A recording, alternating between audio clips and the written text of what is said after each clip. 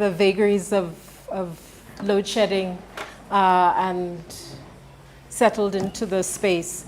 So let me take this time to welcome everyone both online. This is, I don't think I need to say, it's a timely conversation between Professor Achille Mbembe and Dr. Mbuyiseni Ndlozi on apartheid after South Africa. However, I say it anyway for the record. My name is Prof Achille and I'm your moderator for this evening's conversation. I want to first thank WISA for hosting it. This is, I think it is critical that we have spaces that are spaces that critique and critical Gossip, I think we're on already. and WISA continues to be there. I also want to thank Mbuyiseni for having this conversation.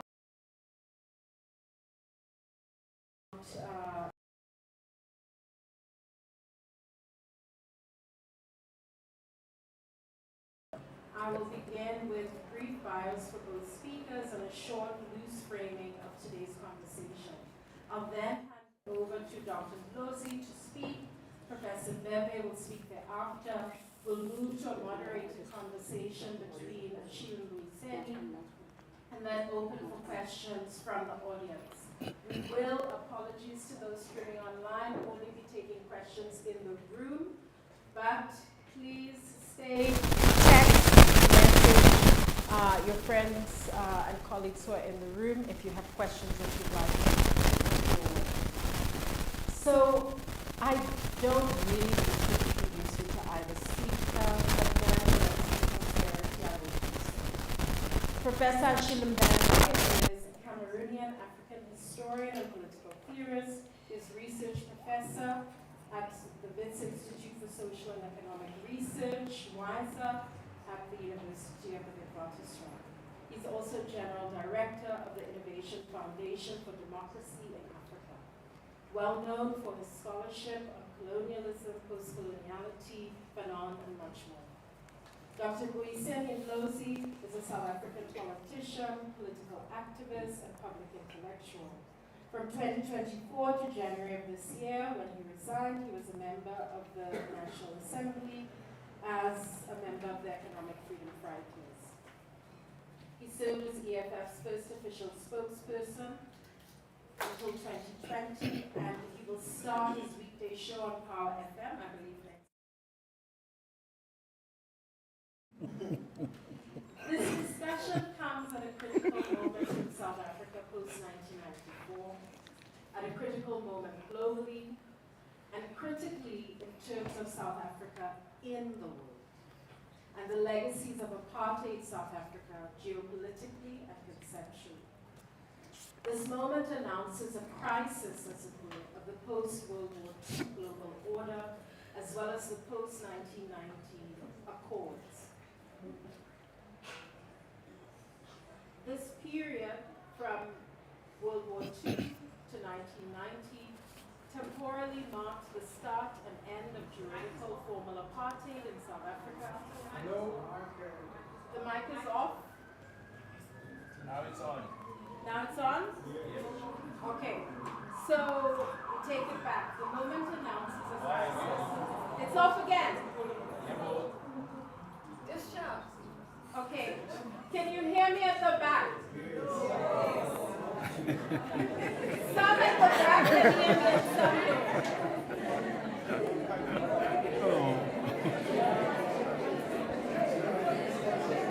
don't. Just increase the volume on the mic. Always.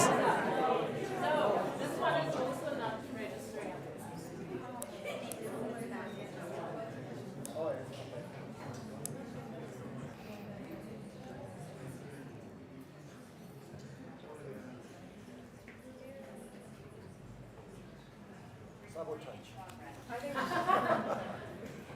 It will not be televised.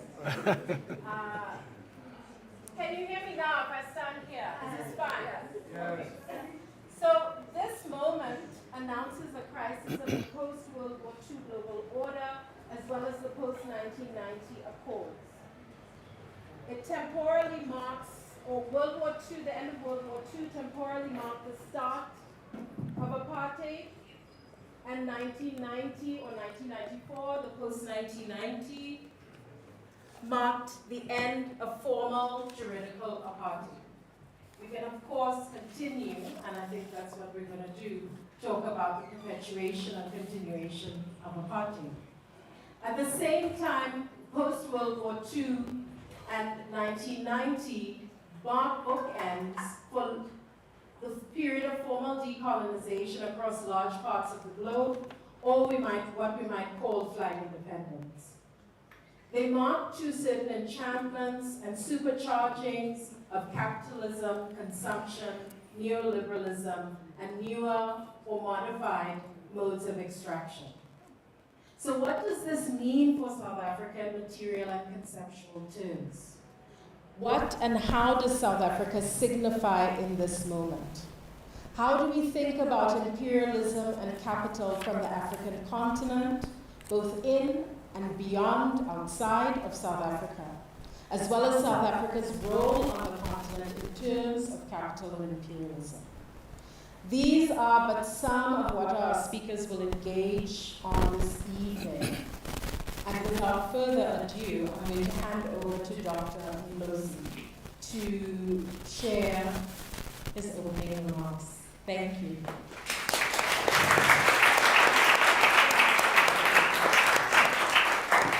Thank you very much.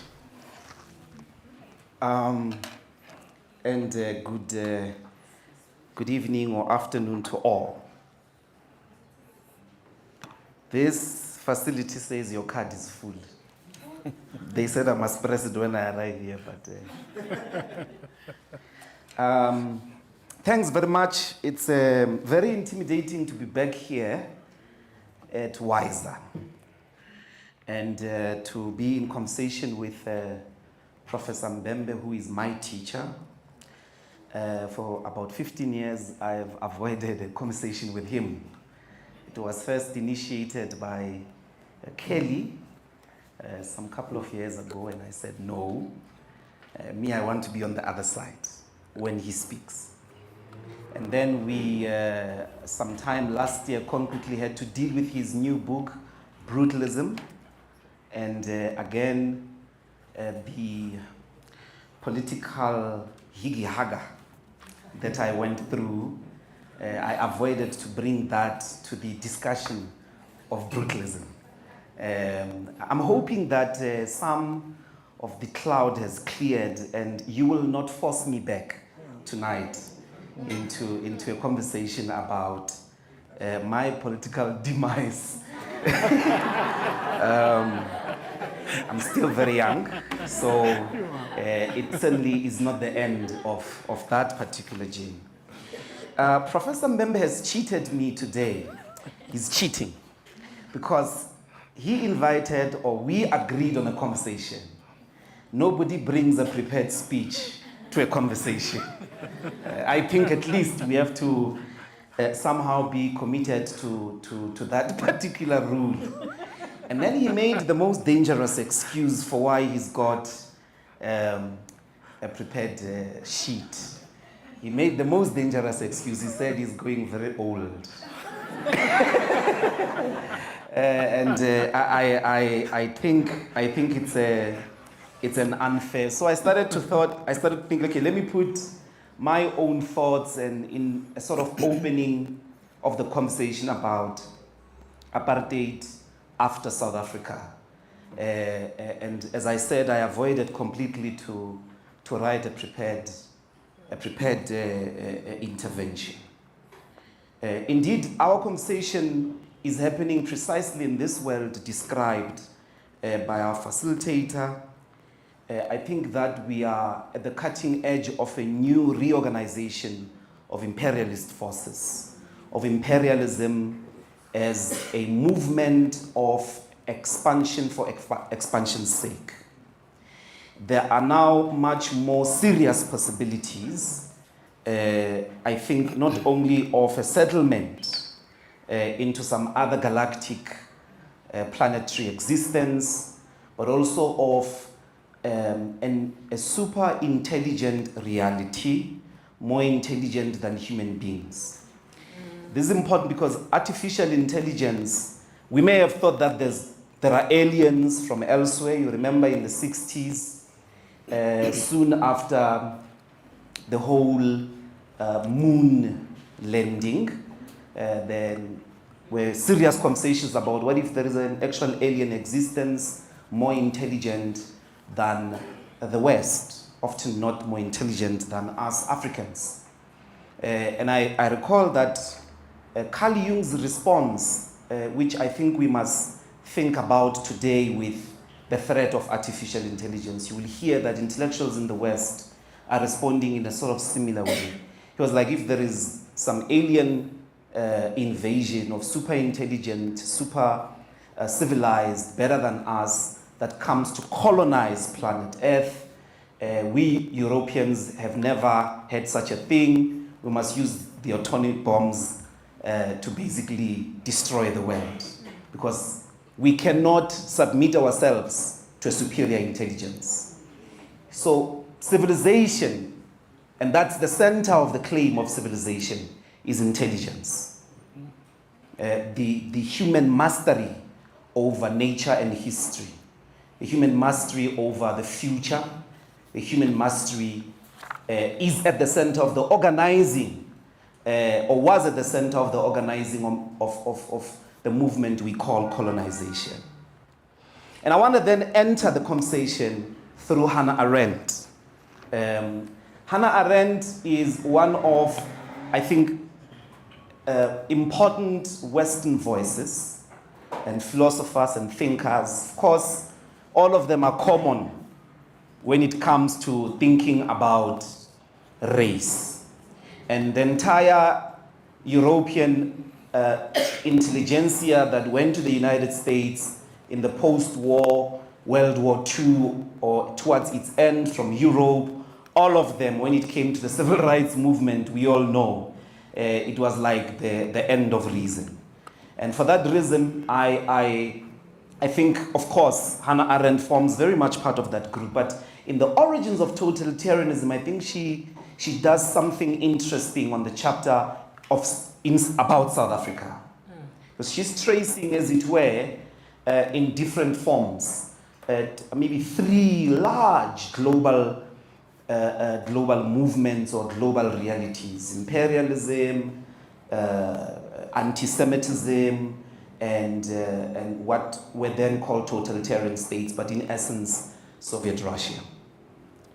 And in the discussion of imperialism, that's where she locates South Africa. I finished my entire schooling without ever coming across Hannah Arendt here at Wits. I'll be very sure that she's not a very common name in South African domestic thinking about the problems, not just of this country, the world. I think generally there's very little interaction anyway with continental philosophers. Maybe that's why Mbembe's work itself is not quite a standard edition in most curriculums. Too much analytical philosophy in South Africa, except in Africana universities, in religious studies or theology, very limited as well, interaction with continental philosophers. But there are two things that I find important I'd like to put on the table, maybe more there, is her location of a people that came to call themselves, and quite frankly, even in Guillaume's, or is it Guillaume's terms, a sort of confiscated identity, the Afrikaners. Because the first people that we called Afrikaners were natives, slaves, and colors. But at some point in the 1700s, to distinguish themselves from Uitlanders, from other white Europeans, and to try basically to designate an identity that they are white natives of the African continent. So Hannah Arendt does something very interesting, which I don't think we interact with a lot, which I think explains the brand of racism that found expression in South Africa. It's a very unique brand because what she does there is to demonstrate that for about a century or so, these descendants of Hollanders or the Dutch degenerated. So degenerated culturally, spiritually, that they became indistinguishable to the other Bantu people in the south. That the only difference was the color of their skin. That's her argument. And this is very important in the identity of the Afrikaners. That within Western civilization, there were actually a degeneration. They were so lost in terms of Western civilization, Western sentiment, Western mannerisms. She actually says very dramatic things about them. And I think all of us should revisit that chapter. That these people were literally an embarrassment to people who colonize countries. They had achieved nothing. They were busy with nothing. And their organization of themselves was based on contempt to work. That's what she says, yeah. They had no literature. They had no science. They had no inventions. The things that were central to the identification of Europeans in other parts of the world in the great march of a civilizing mission. But they were also so useless to Europe itself. They were cut off. And until she argues, and this is important, I think, just to conclude that part, apartheid is therefore the coming in together of this racial identity, which was like basically the superiority, their superiority was based on nothing, was not based on a civilization. Their claim to superiority was basically that they looked white. And including the Great Trek, they kept running away, trekking, as it were, from any settlement, of developing a place, developing a landscape, turning it, subjecting it, as it were, to the different project of human mastery. They were not the master race. Hence their distortion of Christianity. Although the Christian premise itself betrayed the fact that they could be a chosen people, and it didn't help when the Jewish community increased, particularly around the industrial projects of Kimberley and the Witwatersrand. And their contempt as well for the Jews was the basic disorganization of them as a chosen people. Now, so basically, Afrikaner identity is an identity of this, in brackets, white trash, that the entire Western civilization couldn't really relate with. Africa, apartheid, is therefore a technology of civilizing, of uplifting them culturally to the levels of Western identity after having been abandoned. Now that's not original to me, that's Hannah Arendt. And she locates this because she says that that brand of racism is actually, as a tool of imperialist rule, originates in South Africa. And the second tool that was important to imperialist domination was bureaucracy.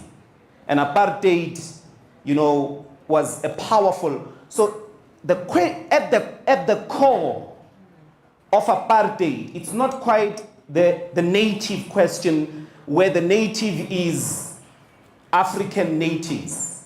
It's actually the native question in as far as saving what had become native out of Afrikaners. So it was a technology, as it were, a bureaucratic technology to which secret societies were at the center, not just the secret societies that were central to the expansionist project of Cecil John Rose, but also themselves, Afrikaners, ran apartheid through a bureaucratic secret community. And their relationship to capitalist production, it betrayed that logic. Apartheid was not always a rational project to capitalist profit extraction. Now, that's in a sense, apartheid is always, in my view, in that sense, it is not something that is married to a place called South Africa, neither is something that a democratic system can truly subdue. To the extent to which a white identity anywhere in the world is bastardized, it will require the racial ideological tools and bureaucratic technologies to distinguish that white society in the name of a global master race. Of course, I think that because I'm with Professor Mbembe, I suspect that there are certain provocations I can make. He's an elder. And there's something otherwise curious, because this is a minority, they remain a minority. But somehow they've managed to survive for 400 years with the insistence of that they are different because they are white. Nothing else, no other claim. There's no, even when Afrikaner nationalism becomes a project in the 1920s, it's not really a claim to some past civilization. It's not really a claim to some past literary movement, or the cultural, like sort of the British would do, the Greeks would do, and so on and so forth, because it is a stolen identity. It's a stolen identity. They are not Africans, because they've got in their eyes, the Bantus are not quite human. So, and this is where I think I want to sort of push the idea a little bit. The curious, or rather the tragic part is apartheid as well, it's for a white settler community. That's why it doesn't really arise in other parts of the continent. It's about these people who think they have nowhere else to go. Otherwise, after the abandonment of the trade stations, or after the abandonment of a plantation, white people normally just went back to Europe. So there's this problem here of the native question of a people that had become sort of niggerized. But these people existed within a large native black population. And it is here that I think the curious or tragic question of tonight must also travel.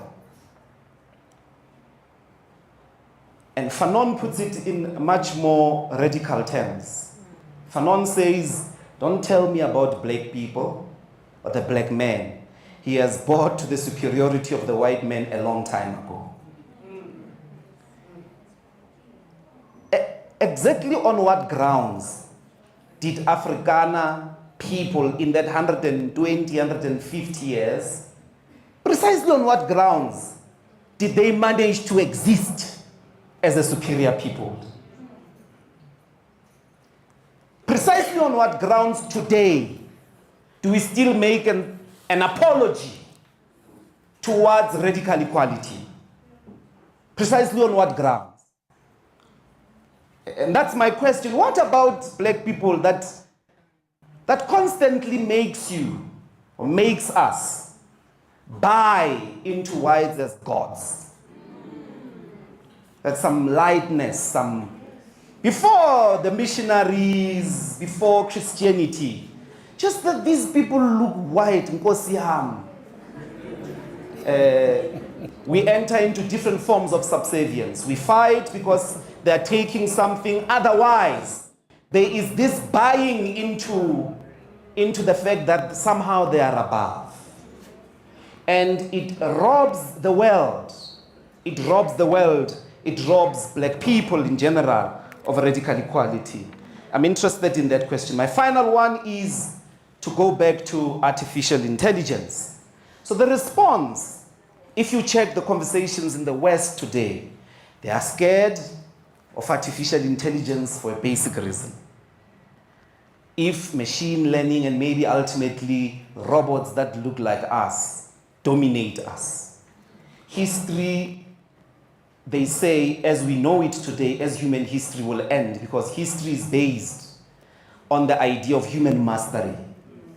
So when the robots take over, and the robots might not start the Matrix war or the Terminator, they might really just manipulate us into believing they should govern over our affairs.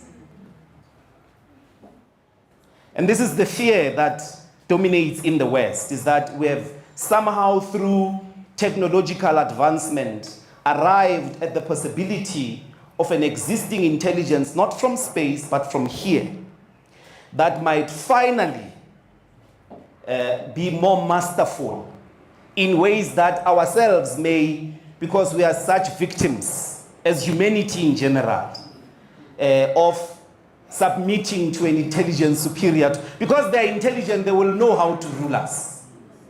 That's the basic thesis. But of course, racial organization or human selection is already embedded in the intelligence that is being built in machines, in the Internet of Things.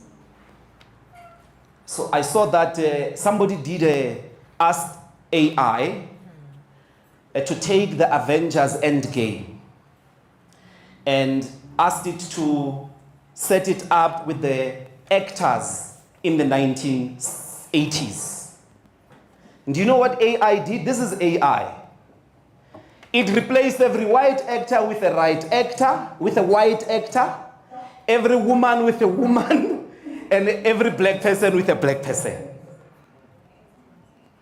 Why should Captain America in the head of AI be a white man? I think I'm speaking back to myself, I don't know. Maybe AI is responding. So because artificial intelligence is developed in the hands of a people who believe in their eternal mastery over the rest of us who are not human, and we are always very much scary to them.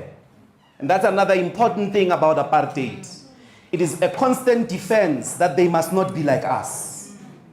The scary thing that what these people are not quite animal, they are not quite human, they act, they move like us, but we must never be them. Apartheid ideologically is a defense against the advancement of equality on those grounds and the constant privileging of white supremacy. Artificial intelligence is embedded in that cultural premise. So what is it going to do to blacks once it decides? Of course, there are other dangers, and those will be my opening. I want to make sure I have exhausted this Afrikaans question. Those will be my opening remarks, and thank you very much.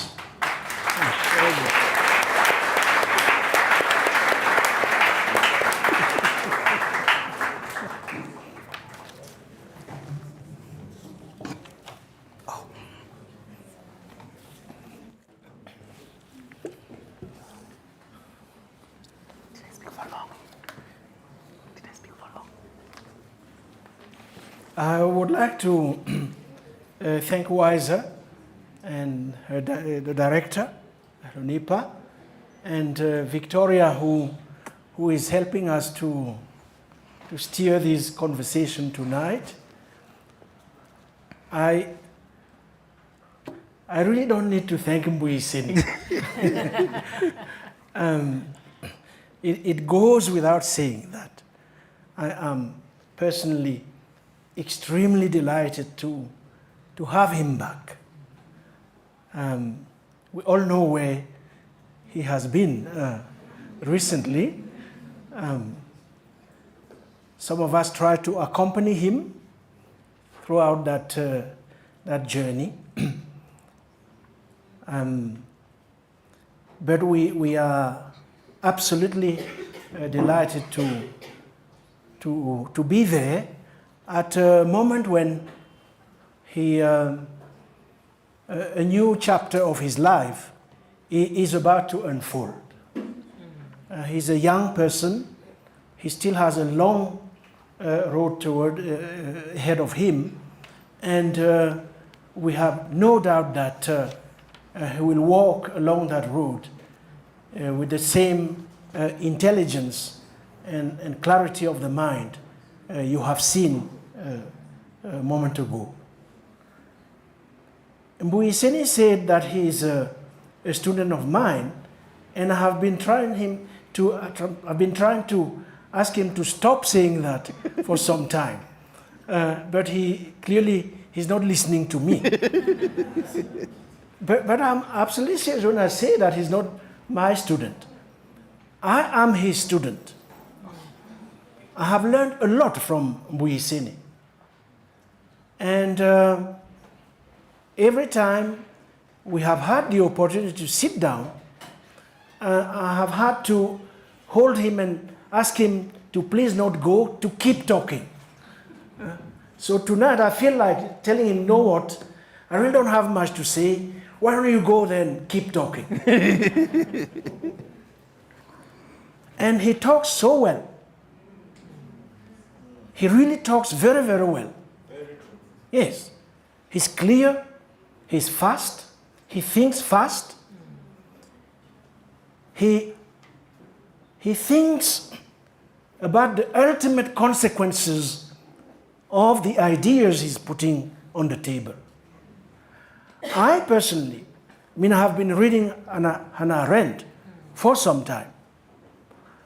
I have never in my entire life as a scholar heard anybody commenting on Hannah Arendt's chapter, Race and Bureaucracy, the way he did it tonight. And it is an invitation to all of us to go back to that work and to that chapter. He pushed her, Hannah Arendt, to her ultimate consequences, to places Hannah Arendt never really envisaged, or if she did, never really wanted to go. When she moved from Germany to the United States of America, as Mbuyiseni was saying, this amazing mind became totally unreasonable when faced with what Fanon called the fact of blackness. And in fact, Western thought, from its origin up to maybe now, who knows, has always basically abdicated when it came to think critically about the fact of blackness. And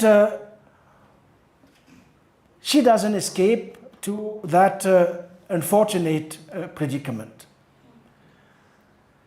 And all Mbuyiseni said about her description of the Afrikaners is absolutely true. It's pretty astonishing, one has to say. In fact, most of her sources, she has a key source, a key informant, if you want, in that chapter. It's a liberal historian called Cornelius de Kivit. De Kivit is her key informant when it comes to the analysis of this brand of racism, which developed here in the southern tip of the continent. The other key informant is Conrad. Conrad's text, The Heart of Darkness. So she's putting together in a kind of dramatic dialogue the resources of the imagination and the brute facts of historiography in order to produce a text which is still, as we saw with Mbuyiseni's presentation, which is still requiring a supplement of interpretation, especially now. Now meaning what? Now meaning a time when a people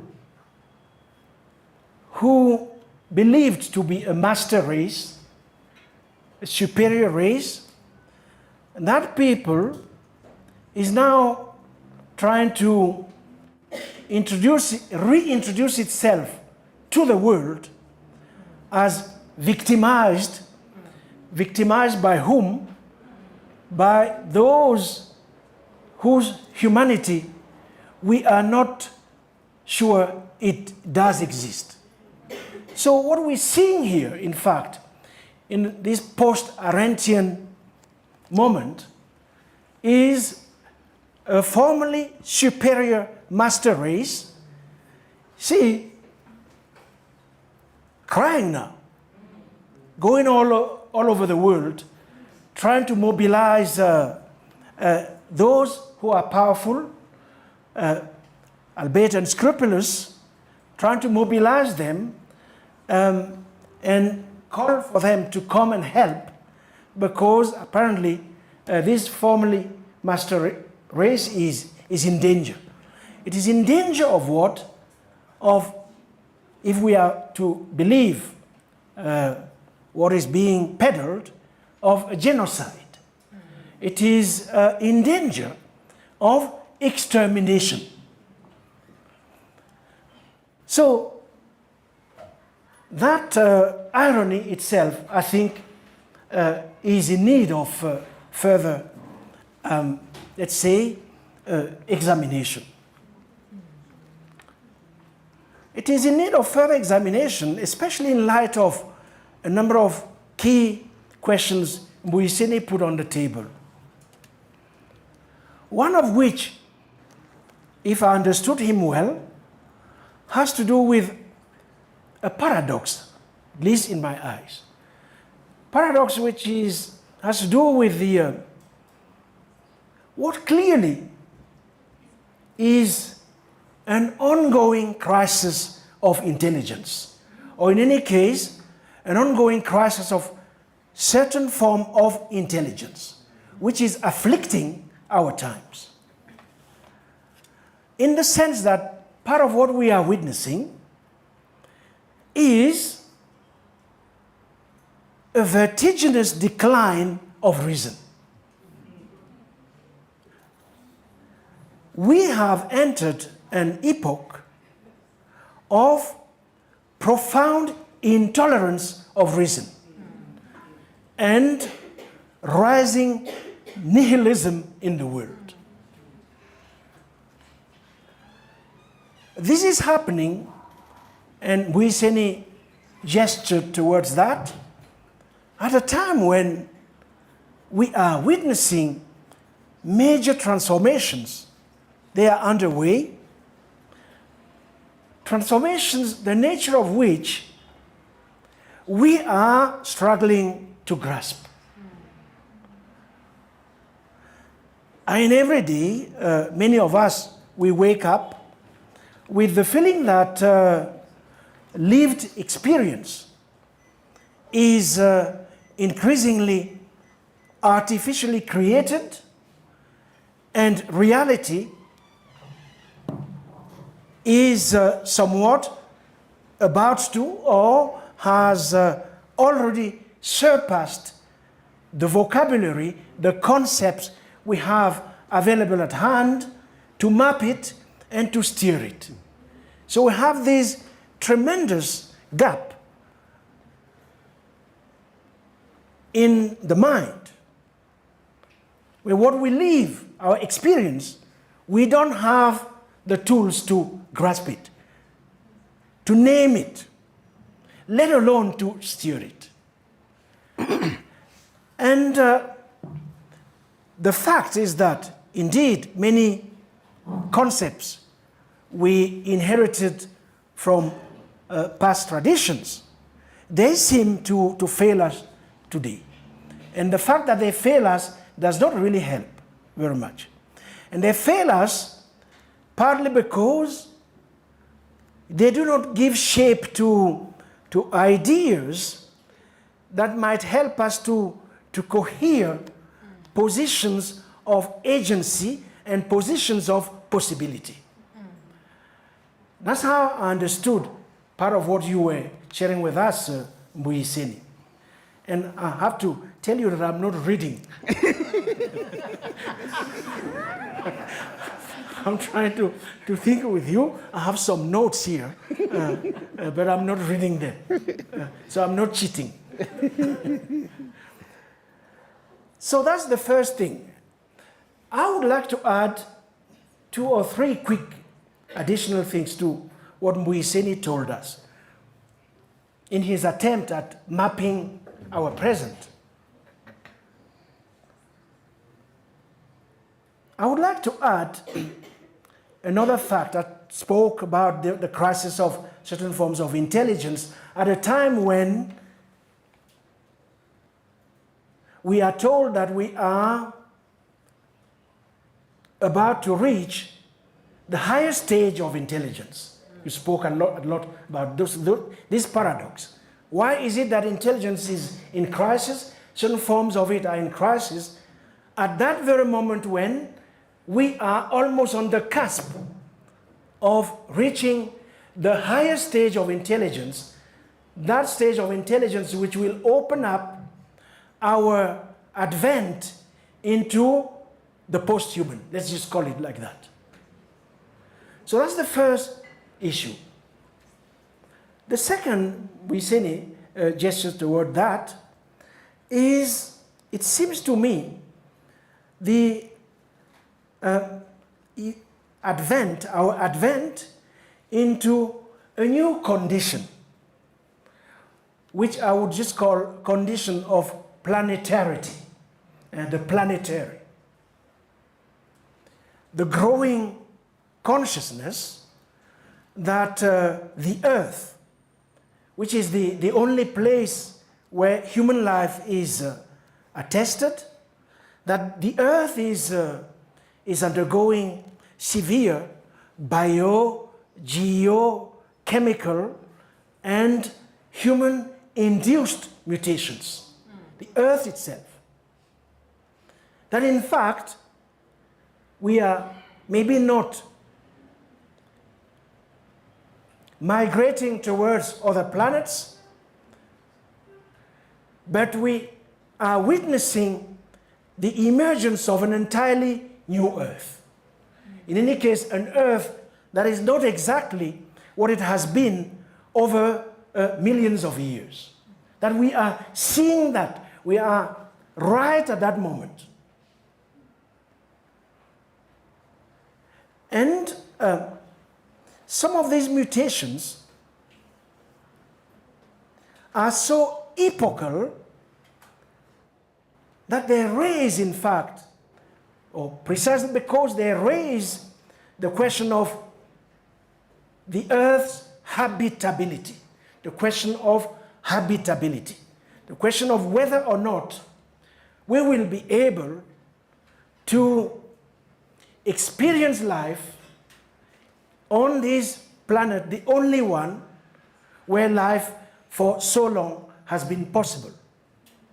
So this question of habitability, it seems to me, is the other name of a number of issues Mbuyiseni was putting onto. In any case, that's how I read it. And then, of course, he asked us to pay attention to what he called artificial intelligence, which is in fact one of the key conditions of planetarity right now. The technostructure of computation we now inhabit I use the term technologies of computation. I could have used artificial intelligence like Mbuyiseni or synthetic intelligence. Let me just use technologies of computation in order to avoid, and Mbuyiseni studiously avoided that, the kind of traditional problem-solving approaches we tend to use when we speak in the language of the so-called knowledge economy or the fourth industrial revolution. You listen to our discourse in South Africa, that's what we speak about. Speak about the fourth industrial revolution and so forth and so on. Neither him nor I are using that language here because we want to go to the heart of the phenomenon. And the heart of the phenomenon is what he called artificial intelligence. It's what I'm trying to call technologies of computation. What do I mean by that? And Mbuyiseni mentioned it. I mean by that the fact that humanity, not Africans, not Europe, humanity at large, is now inescapably embedded in a vast complex system of sensors, of satellites, fiber optic cables, linking continents, data centers, communication protocols, etc., etc. This is, if you want, the ground we now inhabit. And the glass rectangles which have become part of us, the cell phone, the computer, etc., etc., etc. All of which, of course, is a deep, radical event because, in fact, it opens the door to entirely new ways of understanding ourselves, the world we live in, the other, and so forth and so on. So it does that. But it also opens up an entirely new epoch during which our reading of who we are, where we are located, our relationship with the others, all of that is up for grabs. And it seems to me that, of course, this is a matter that calls for a lot of our attention. Now, let me say two quick things about the current political moment worldwide. I believe that, in line with what the kind of reflection Mbuyiseni was opening up, I believe that the big battle in the coming years is about the reshaping of the relations between capital, the state, and communities. He mentioned capital, the state too. We have to add to that communities. It is a battle about the balance of power between government and big tech. Big tech, especially in shaping things like the future of payments, the control of related data, that whole world of algorithms. That is the big battle in front of us. We just need, for instance, to look at the current drive in investments in cryptocurrencies, the development of digital currencies, to realize at what point this is a very serious matter. In the sense that large corporations monopolize knowledge and data, centralize, of course, the algorithmic means of coordinating human activities, and all the while weakening public institutions, making it impossible for public institutions to organize society and appropriating that task for themselves. So that is part of one of the reasons why, indeed, it seems to me that this will be a key field of battle as we move along. We already see it in places such as the United States of America.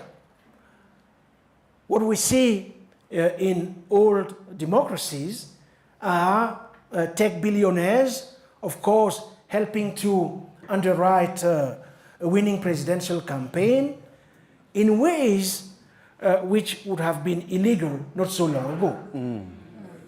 What we see is a top campaign donor basically rampaging through the federal government, shutting down agencies, firing workers, seemingly without any regard for his own conflicts of interest, in the sense that his private employees can access sensitive government computer systems, including the Treasury Department's payment processing systems, through which, of course, trillions of dollars in taxpayers' funds flow each year.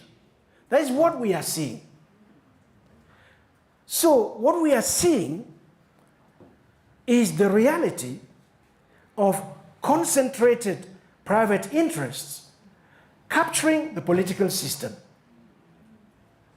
the corrupting influence of big money over government, in a context in which there are now fewer restraints than ever before on the ability of these institutions, for instance, to impose to presidential power some sense of measure and equilibrium. So the collapse of these legal safeguards designed to curb the outsized influence of money in democracy is hollowing out democracy. And we have to deal with that. I'll end with one or two big signals to the ways in which all of this reverberates in our own continent. And I have here in mind particularly what's going on in the Congo. Because, and I'll end with where Mbuyiseni started. You see, I told you that in that chapter, Race and Bureaucracy, Arendt refers to South Africa. But for some reason, in fact, in that work of political philosophy, which came out during those years, whenever South Africa is mentioned, the Congo is never that far. Yes. The Congo is always like the shadow of South Africa. In fact, it's not something I have thought about. I'm thinking about it aloud now. South Africa, the Congo has always been somewhat the response to the South African question. And we all know what's going on right now in the Congo, where South Africa is also implicated. We have soldiers who were killed there. Others are trapped there. They haven't been brought back yet. There's a lot of South Africa in the Congo, and a lot of the Congo in South Africa. So it seems to me that as we reflect on and we try to decipher our present and imagine potential avenues for a future that would be different from what Arendt is describing, a future where there wouldn't be any place for any master race, a future where extermination is no longer possible. As we try to imagine all of that, we have to keep tightly in our both hearts and our minds that twin reality of South Africa and the Congo. So I'll stop there and we'll have a conversation. Thank you.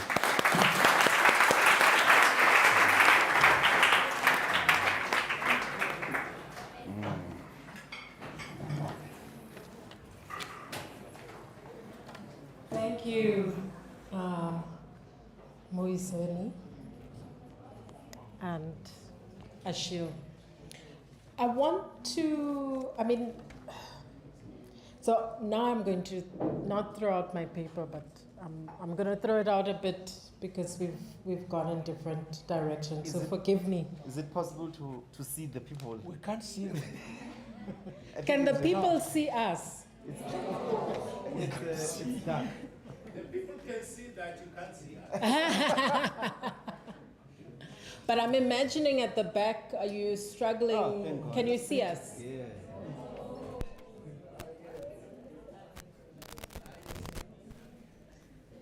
But you can hear us.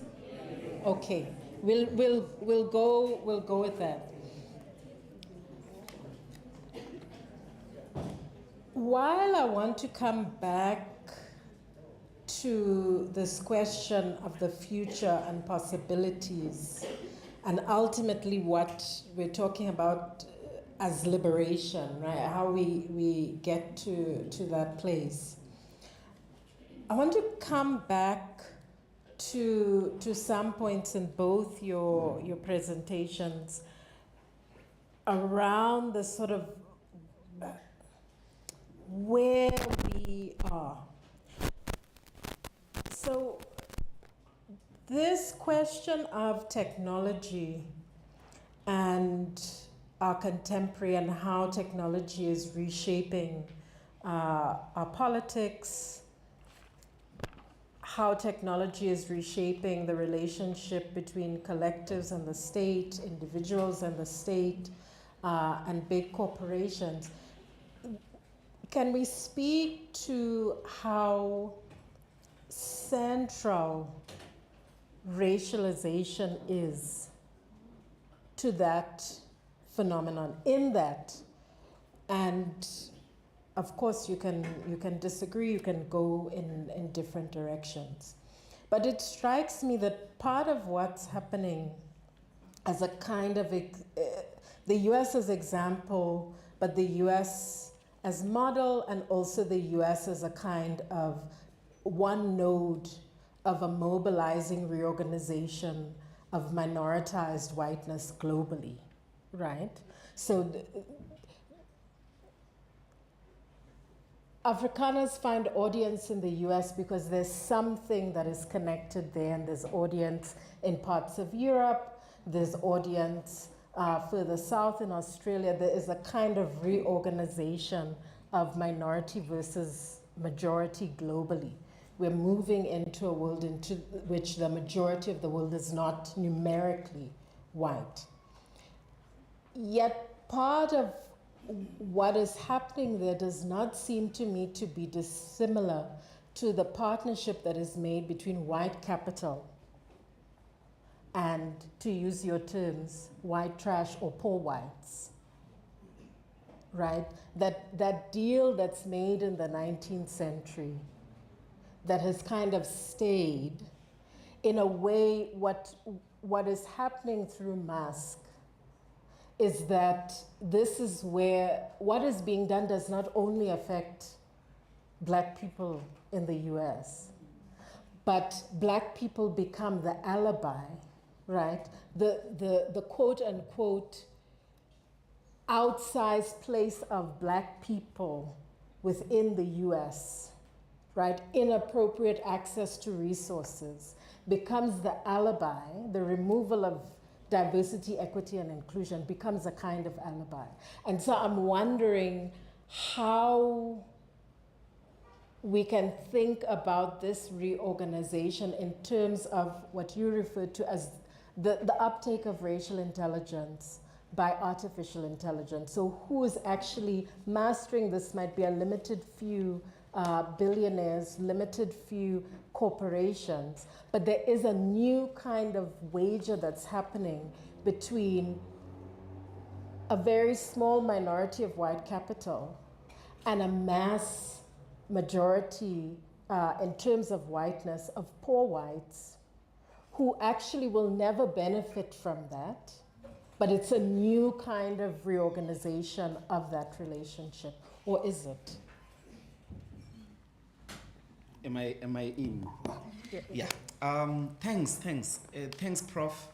I think I did want to start with Hannah because of the question of intelligence and this form of intelligence that is threatened. It is in my view precisely the intelligence of master class or master race. That's the intelligence that is at stake vis-a-vis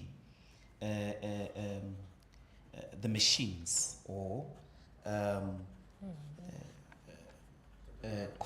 computation.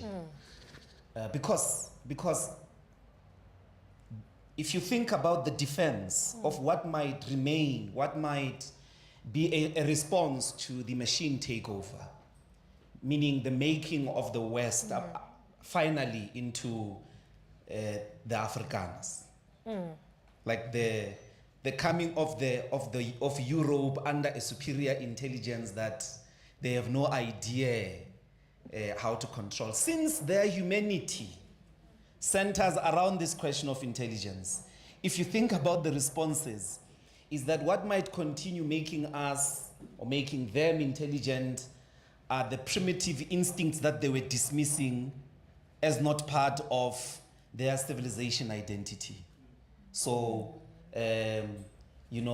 figures of speech, machines won't be able to lie in the Kantian sense. Love, basic instincts generally. That is the sort of organizing defense against what might remain human vis-a-vis a superior intelligence. Because these machines are becoming autonomous, they can self-generate, they can self-supervise. So I think that's the parallel I sort of wanted to draw.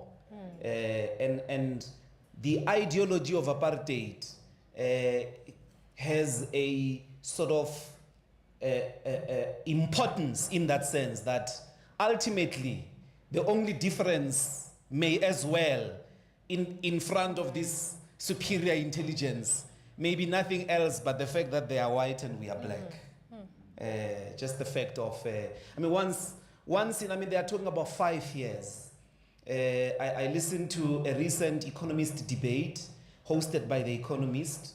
They're speaking about 5 to 10 years of the applications and the speed with which machines or artificial intelligence itself is coming into self-reliance, into getting out of human control, getting out of human, and they are calling for regulation.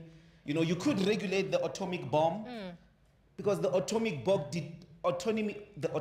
bomb could not produce another atomic bomb, could not do a self-deployment of itself.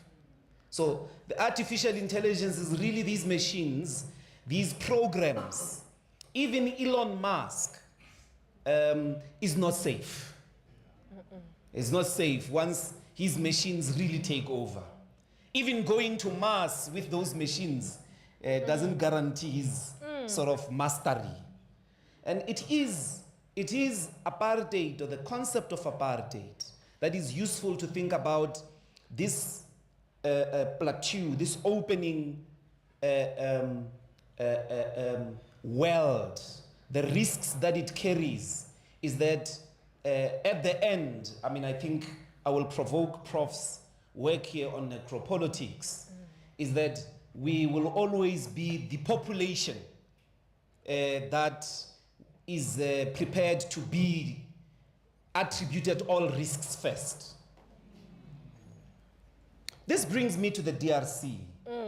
The DRC is central because the minerals of the self-generating machines lie there.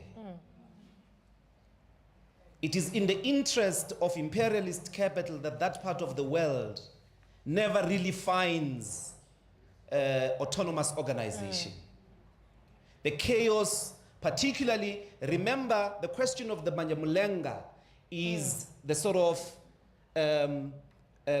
native question, what we in South Africa call the national question.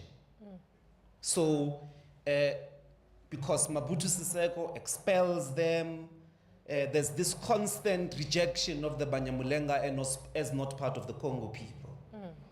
Like if we wake up from time to time and say all the Swatis hack to Swaziland, or all the Basotho, plus you are busy here in the mines, let's close the border and expel all the Basotho from the Vaal.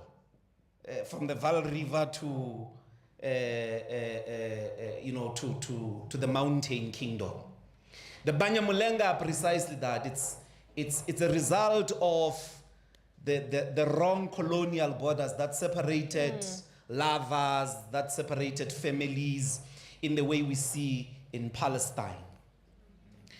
And I guess I do have to say something, because South Africa needs to first admit its mining interest in the province of Kivu and how that compromises the peacekeeping initiative, since it doesn't happen under the banner of South Africa, but the African Union, SADC, and so on and so forth. It needs to first appreciate the conflict of interest, which is really fueling the sort of conflict with Rwanda.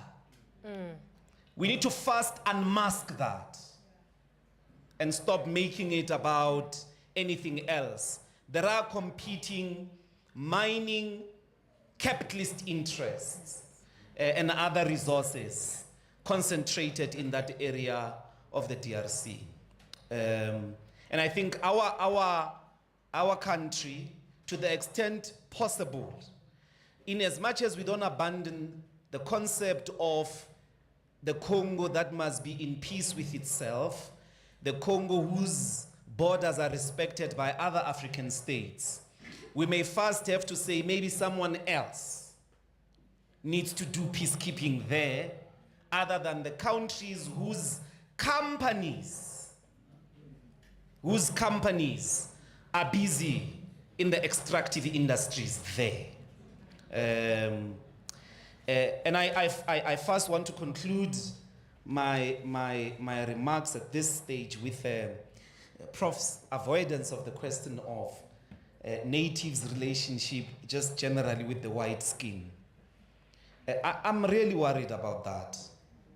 The seeming fear or the seeming discomfort today, when there's no reason taking the geopolitical organization of trade, the geopolitical organization of political systems. Why are you still panicking when white people want to leave? I don't know why. It's another great track. Every time Afrikaner people had a problem of becoming equal with the Bantus, they just tracked. Every time the British suggested, the missionaries suggested, no, drop the color bar, they just took off. And I think that I will be interested. I'll say something about what they call the PayPal mafia at a later stage. But it's interesting that American democracy, at the moment, the state and Trump's project is reorganizing around the tech giants that are led by confessed racists and fascists. So Palestine, and this is important, you could not do to anyone in the world from Europe what the Israelis are doing to Palestinians. No.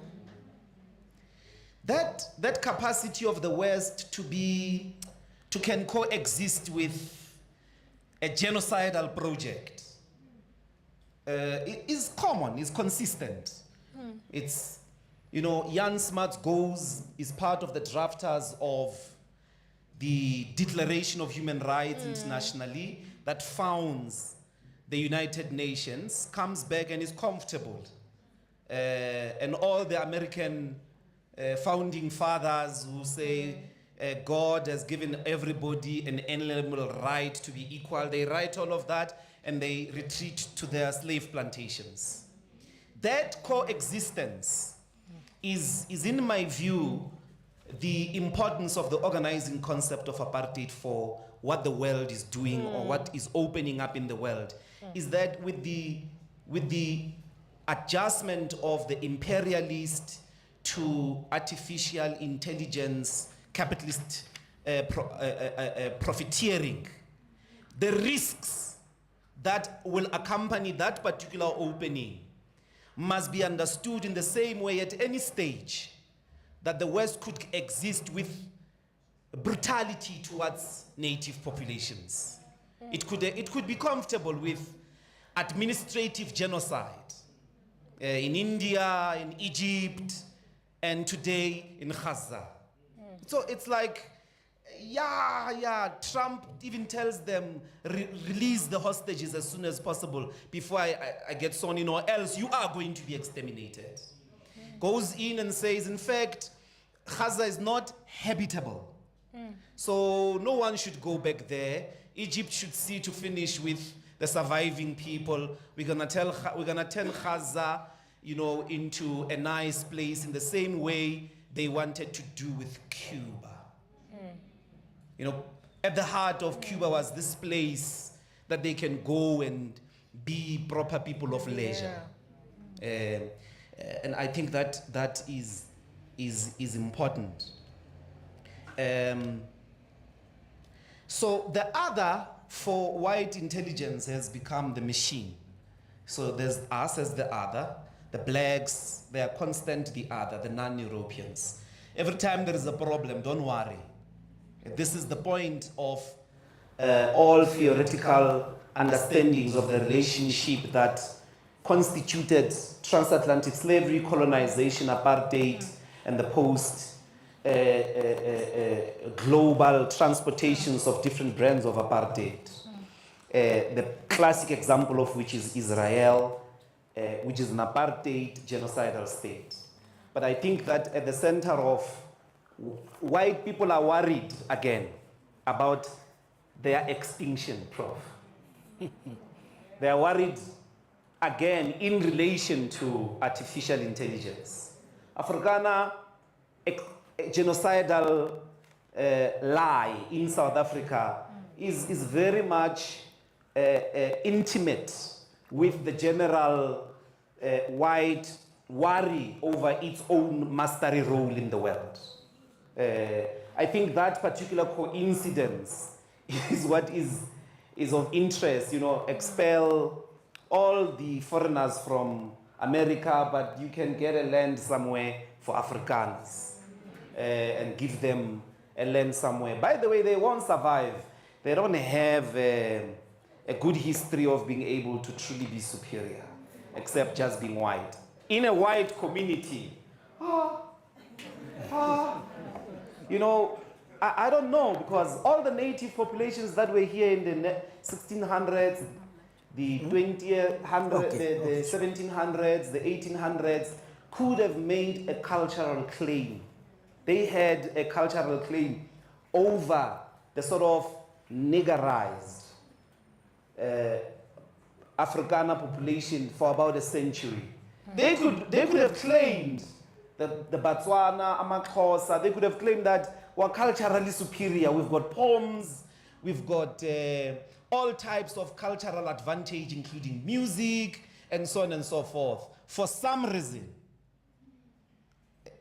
a white person doesn't have to achieve so much. They just enter the room with a white skin. The black brothers and sisters react spiritual deity. They react like unkulunkulu ngenile. They just react. It doesn't matter how smart, how hardworking you will be, even at Wits. You could go collect all the smart blacks. They can come here.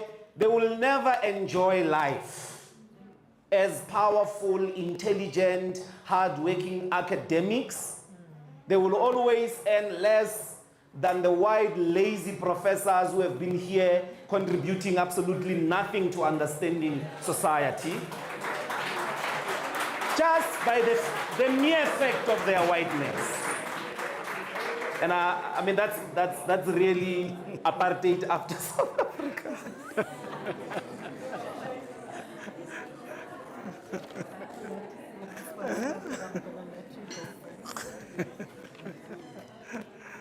Okay.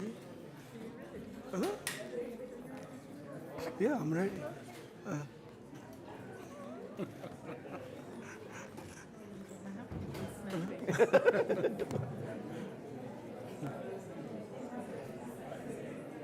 Okay,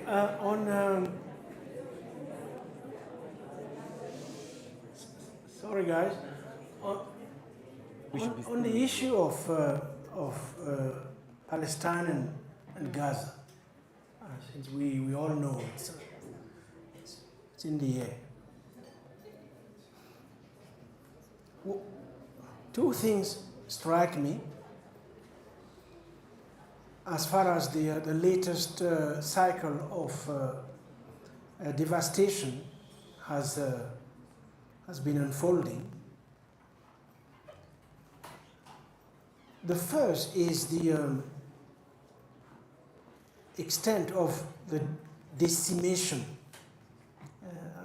The term decimation, I use it purposefully.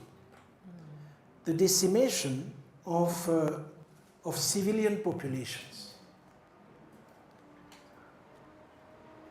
The decimation of civilian populations with machines. Machines that can very rapidly process massive amounts of data in order to generate thousands of potential targets for military strikes. You probably have heard about Project Lavender. What you have here is that you have tracking softwares which locate the targets generally in their homes,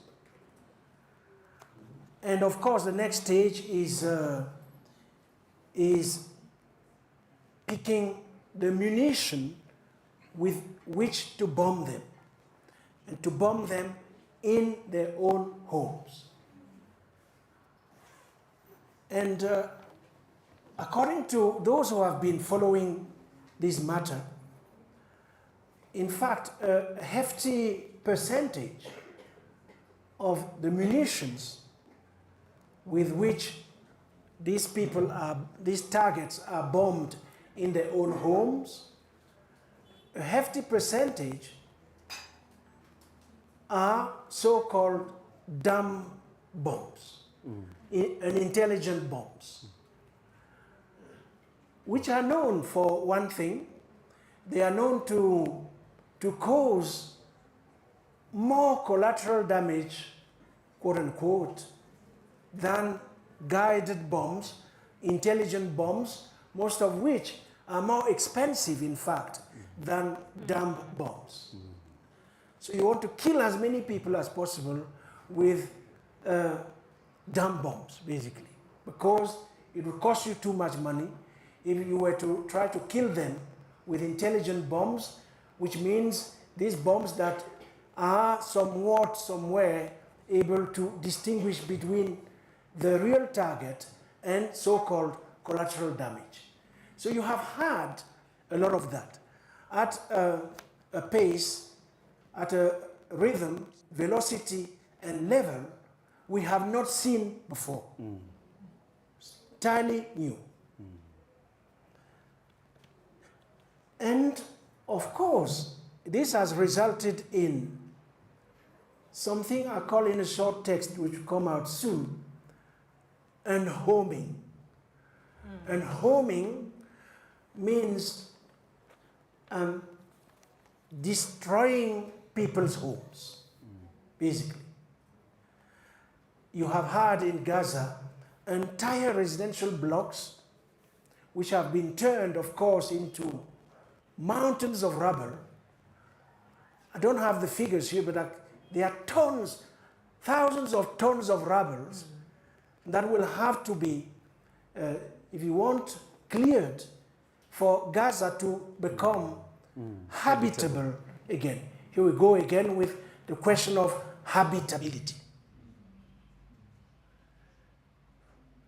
Because what we do have there now are these mountains of rubble, toxic of course, deep pits, people searching in the cement, using their hands, looking for signs of their family houses, thousands of people buried under the ruins of their homes.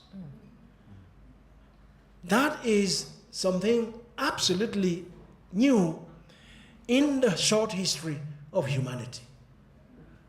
So that is one thing that I think is pretty hallucinatory.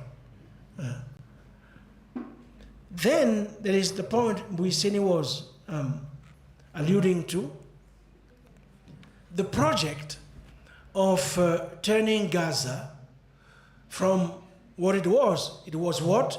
It was an open-air prison. That's what Gaza has been all along. Turning it from an open-air prison, and today a place of hallucinatory devastation, a place of desolation, a place of unimaginable destruction. You can hardly imagine it. So turning all of this into, let's just call it a Riviera. He mentioned Cuba, but just use another metaphor, a Riviera. What does it mean, a Riviera? It means, strictly speaking, a fantasy. A fantasy of what? A fantasy of escape, a place of hedonism and excess. That's what a Riviera is. That's what they wanted to turn Cuba into during those years. So to turn Gaza into a Riviera, it is as if the original sin of the United States of America was brought full circle.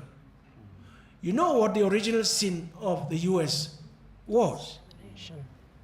As we know, the US was built on two kinds of graves.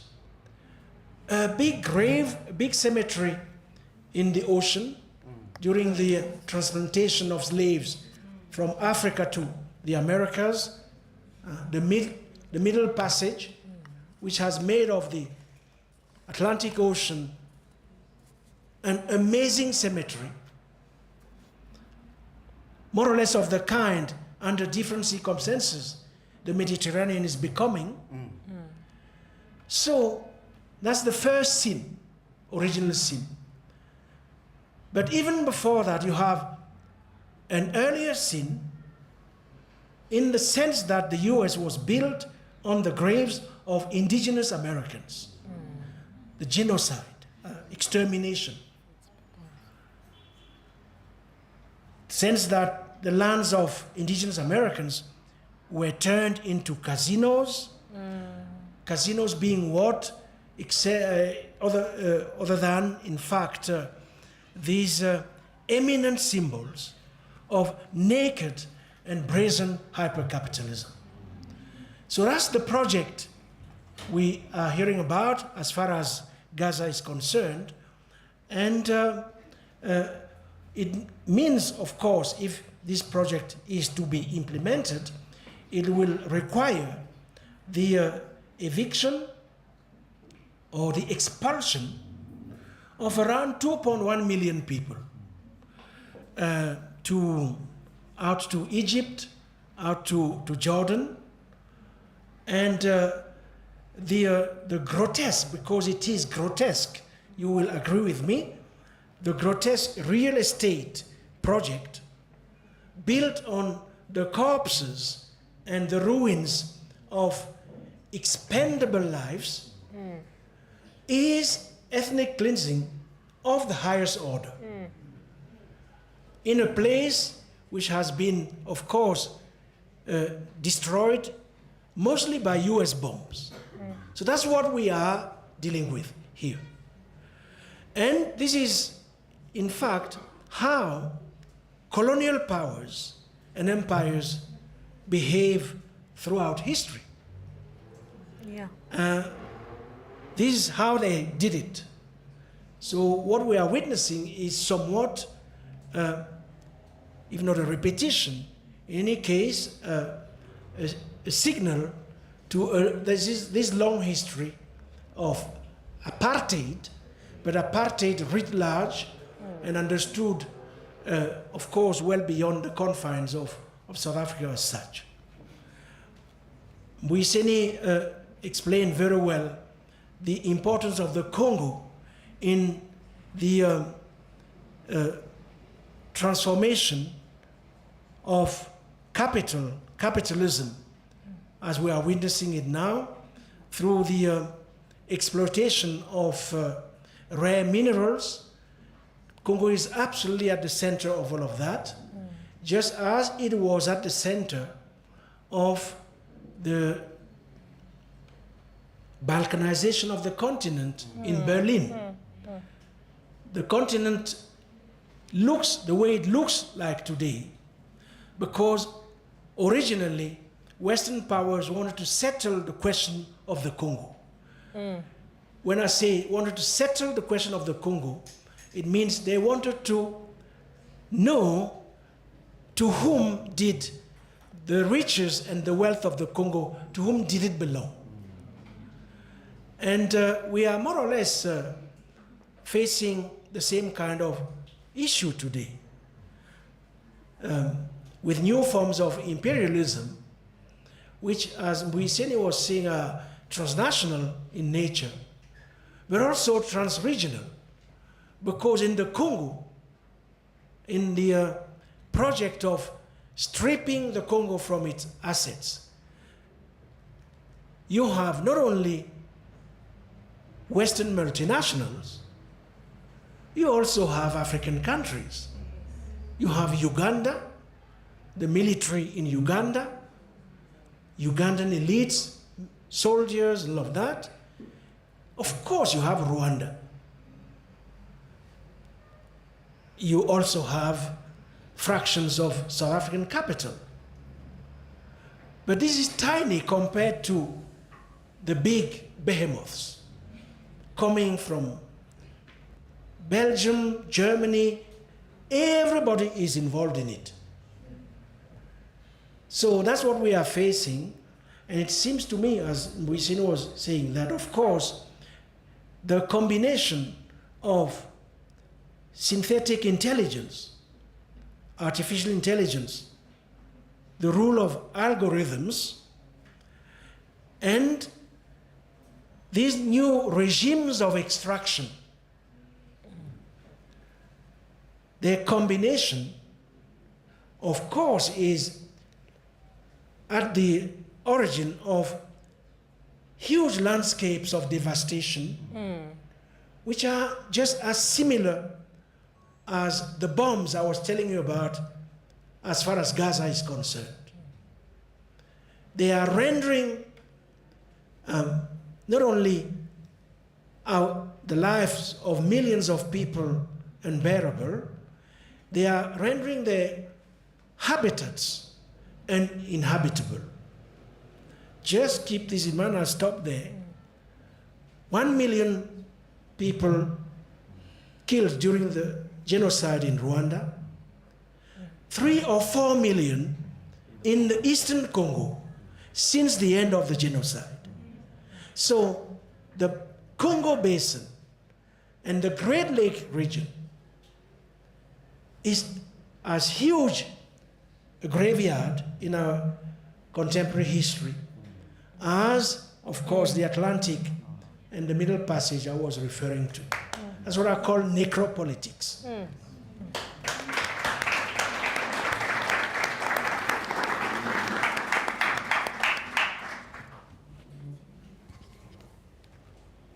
Okay, I want to just check if we have questions in the room. Hand up, not up. Up. Okay, 1. Okay, we'll start here. I'll try to push to 3 rounds, but we might only do 2. 1.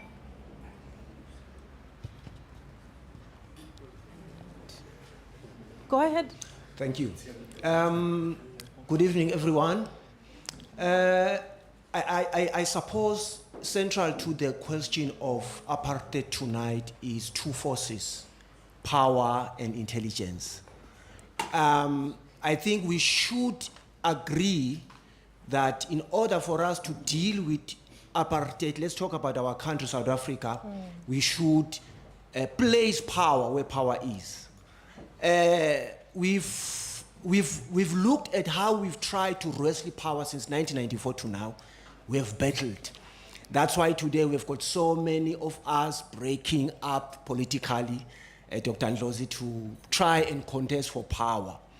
We did a research. I'm part of a civic organization, a new civic organization called Champions of Emancipation that advances and champions the interests of the masses in between elections.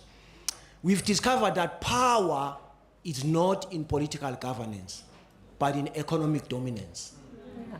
We must come out of this place tonight knowing that Ndlozi is not just moved out, it's the superpowers that move you to the place. I read somewhere, Ndlozi, that you said the civic space has been neglected.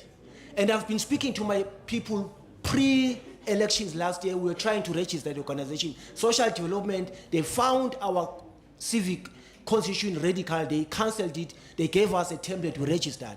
So we registered after. I said, I need Mbuyiseni Ndlozi here because this is how. When I saw that, I said, really, that's where it is. Why I'm saying this? Because in order for us to reorganize ourselves as Africans, let's stop fighting for crumbs. Let's look at the question of what is power. Power is not in governance, politically, but in going into the economy, contest for equity. Let's come out of this place with a demand for 51% of the economy. When we get 51%, land comes automatically. Pharmaceutical comes economical. So that's the first point on the issue of power. Power is in economic dominance. On the issue of intelligence, on the issue of intelligence, I've got a book here, the system is in a book form, we just launched the book. There's a chapter on technology. We were never supposed to work to earn a living. We're supposed to invest to earn a living so that you can do what you like. Play golf, do everything. So we have got a chapter here that speaks to the labor space. They must stop crying that jobs are going. We must reorganize ourselves to invest and get equity so that our people can be free. Thank you.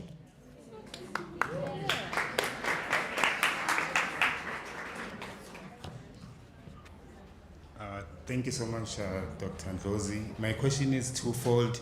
It regards with the media, the impossibility or the possibility of you playing, you being politically neutral within the media space. You know, I think I just want to know how your role, yeah. And how did I think I was aware that you were in a communication committee at the parliament. How did that experience, you know, assist you now that you're going to play a role in the media? Yeah, what is it that you have learned through that experience that has sharpened your knowledge on media? Yeah. One more. and then- Thank you very much, Dr. Ndlozi and Prof Mbembe. It's actually good to hear someone born in the 80s to narrate such an illustrative lecture about what apartheid is.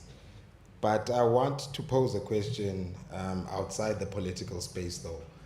As intellectuals, what can we do and how can we move forward in addressing the matter of nationhood, particularly when it comes to racial classification, cultural identities, spiritual identities, as well as molding communities that are actually going to be part of the conversation of nation building?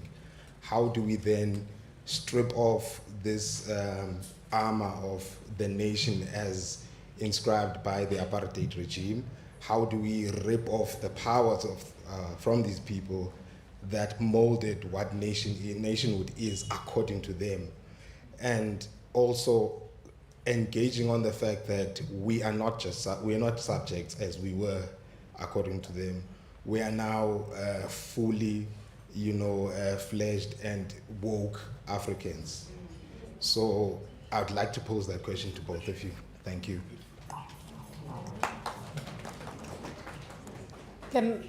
I'm handing over to you both, but can I piggyback on that with provocation about nation and the nation state and what you were both speaking about earlier in terms of the coloniality of our borders, if you can speak to that.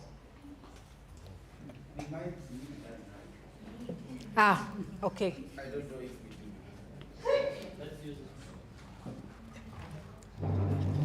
I propose maybe we stand this time, Prof. I know you are very old. I have a lot of love for Prof Mbembe. When we start jumping on the tables in Parliament, we were embarrassing to some people in overalls, and then. But to him, he just got more excited, So, and that is important. Public discourse is important, and I think there is something about our South African public discourse that needs to accept how thin it has become. I think critical reason, critique has somehow, I don't know where it retreated to.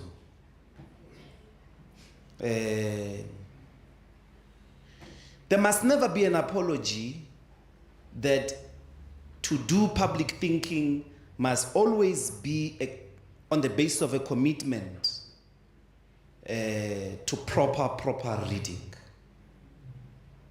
to deploying very, very informed forms of public contribution. So I worry about wherever I think that we need to rigorously, consistently do more public displays of critical criticism until some forms of bastardized thinking retreats into embarrassment. We have given too much space. You don't silence a non-intelligent voice. You just have to consistently display. Otherwise, we will open up to a full takeover of scoundrels. I'm going to this question of neutrality in the media space. I'm not going to be a journalist. I'm not going to report news. I'm not going to write news. I'm going to facilitate a conversation on public radio. It's a talk show. I'm not a journalist. I will not be doing journalism. So what is media?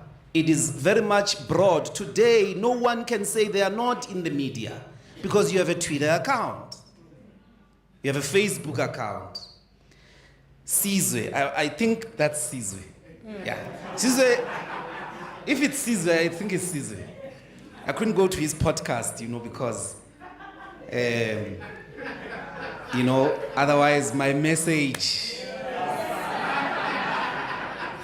is my brother. But have you seen the explosion of podcasts? Is a refusal to this idea that the media is somewhere. This is journalists. Don't confuse them to the paradigm of the tools of public discourse. Television, the tools of the dissemination of mass media. And we shouldn't retreat because you have a political idea. You must bring it and it must be challenged. But I'm saying that if you realize how thin the public discourse in South Africa has become, we are fast making celebrities, we are fast celebrating and giving unlimited amount of public space to scoundrels. I think in as much as there's this threat by computation, we must nonetheless resist and consistently, wherever you are, demand the best argument that is informed, that is well read. If you don't know, keep quiet or ask a question. I think that's the challenge of radio. We're just coming to do that. There is no apology I make for leaving party politics. And I don't want to talk about that tonight. It's sufficiently clear that today we're at the university. And maybe in as much as one is trying to go back to the university, I'm wondering where has the university been all along. There is something very dramatic that artificial intelligence is threatening because it is also threatening the space of the university as public institutions. Because where the institutions that are generating all these knowledges of the future are no longer in the university, the university must not retreat. We need to push back and put critical questions about the opening reality.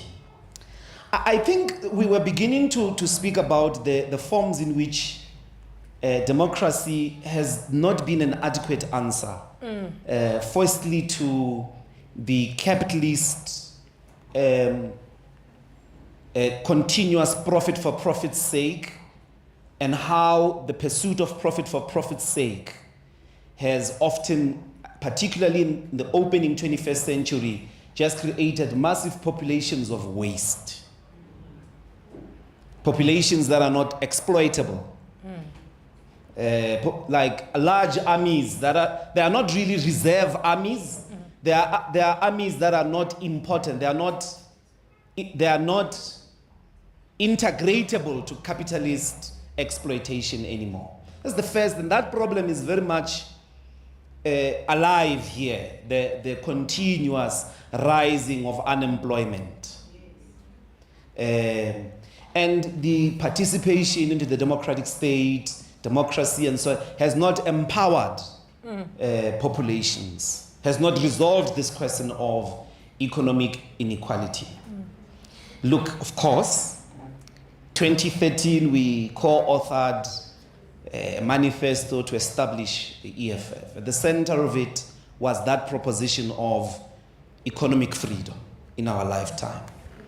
But I would not like you to think of economy as outside of the province of the nation state. Because it is the nation state which was a tool for the industrial upliftment and civilization of the Afrikaner people. That is how they came back into the levels of civilized and industrialized settler European community. Because these guys just postponed the budget. Go ask them how much is that budget that they control. Is over R1 trillion since 1994. They've presided over, leave the banks and the rest of what you call economy in their hands. They've been presiding over an over R1 trillion budget since 1994. Do they really still have an excuse today? Do they still really? Have you seen what people have been doing with the tool of the nation state in the 20th century, in the 19th century? What Israel is doing with the tool called the nation state. The nation state is already in crisis globally. I understand that, but isn't it excusing South African blacks too much? Isn't it excusing the ruling political elite too much to say that they don't have economic power? The challenge is to say, in what form do you economically use political power? It's not somewhere that power. The idea of constantly excusing them as not having economic power, I think that renders them as this helpless, powerless, which is a lie. The state is important. I think it still is today to be able to reorganize Alexander, to reorganize public infrastructure, to reorganize schools, and so on and so forth. What has happened in South Africa is not very different to the rest of the continent. These were the quintessential colonial potentates whose only ever existence as a class was not in the interest of some bourgeois project to themselves. They were always in service of Europe or Euro-American bourgeois interests. And that's why I'm saying, what is this panic all the time when the white people say, we're leaving. And then all of you, no, we are not trying to drive you to the sea. That's a wrong premise for a conversation. Anyone who is scared of equality in South Africa is welcome to go. We're busy with equality here. Professor, I think the PayPal mafia and their sort of capture of the federal government in the United States, we must ask, of course, there are those questions of the algorithms and the applications and the capture of the payment systems and the flow of money, particularly of the federal government and the federal bank and so on and so forth, that they are going to control those mechanisms. But I think these people, I suspect, and we have to have an open conversation. Americans, South Africans in America, African Americans, this PayPal mafia is about 4 South African white men who are in the United States, who went there in their teens or so. They're at the helm of a tech giant. And it seems to me they've just managed to successfully not only have, Donald Trump, the bourgeoisie is the only class in history, ruling class in history, that relegated political power to political elites. But within imperialism, Cecil John Rhodes and all of them, within imperialism, they could see the limits of the nation state, and they were able to invent forms of administrative control, political administrative control in service of expansion for expansion's sake. But here they are not only like, you know, like they've captured Donald Trump. They are with him in government. They're presiding over department. But I think they've got some unresolved grudge that they have with their native country. I think they are possibly people who have a bone or a score to settle with the fact that white people lost the political power in South Africa.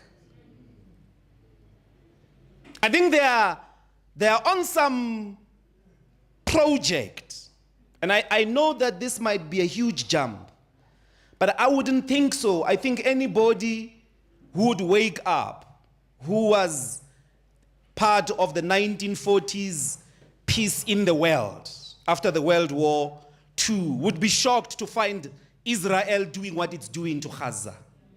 And here is the possibility. We are very disposable to the imperialist forces. If the PayPal mafia could truly settle that grudge, they are not satisfied with the fact that there is a black government in South Africa. If they could truly have the means to settle that grudge, we might become a Gaza. And nobody would care. The Chinese won't give us arms. They didn't give Palestinians arms. The Russians won't send some army. They didn't do that to Palestine. Nobody gave Palestinians physical military defense. We were just all praying for them whilst they were being massacred. Now, if they could do that to Palestinians, the ridiculousness of that particular extermination event, that turning of Gaza into an inhabitable space, what makes you think is not possible here? Because I think that is my suspicion with this PayPal mafia. Check their attitude to Palestine. Check their attitude to South Africa, to Africa. We are disposable. We are a very disposable people. Incidentally, Prof, the optic cables are coexisting with the Atlantic graves of the slaves. The very facilitation of digital connectivity in the world, because majority of them actually originate from that part of the world. Coincidentally, there's something of a powerful imagery to think about there, that those optic cables are going, you know, they are possibly going through those graves of Africans that were thrown into the Atlantic as dead bodies in the broader event of the transatlantic slavery. That should tell us our place in this digital future. That's my proposition. I know it's a big provocation, but that's what I think.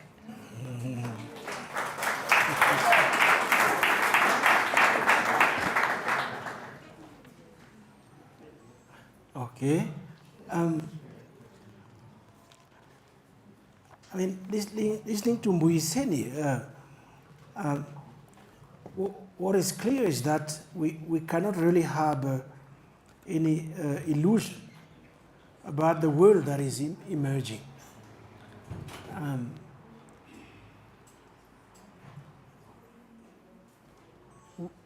The world that is emerging will be ever more brutal than the one we saw. Or in any case, the kind of world we lived in for the last, I would say, 50, 60 years, the world which emerged in the aftermath of the Second World War.